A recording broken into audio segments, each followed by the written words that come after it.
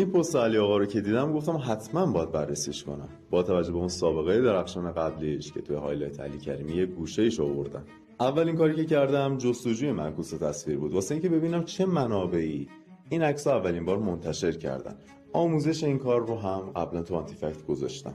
دیدم که به جز چند تا اکانت توییتری و البته علی آقا کریمی، هیچ منبع رسمی این عکس رو منتشر نکرده. شکم بیشتر شد. گفتم پس خود تصویر رو یکم بیشتر نگاه کنم. حقیقت جلوی چشم بود و نمیدیدم. واترمارک گوگل جمینای رو یادشون رفته بود پاک کنم. جمینای ابزار هوش مصنوعیه. با اینکه تقریبا مطمئن شده بودم ولی بررسی رو ادامه دادم. وارد ابزار تروس اسکن شدم تا اونم نظرش رو بهم بگه. اونم گفت با احتمال 99% این عکس توسط هوش مصنوعی دستکاری شده. حالا سعی کردم عکس اصلی رو پیدا کنم. راهنماییش رو خودشون کرده بودن، گفته بودن مدرسه کریمیان اصفهان.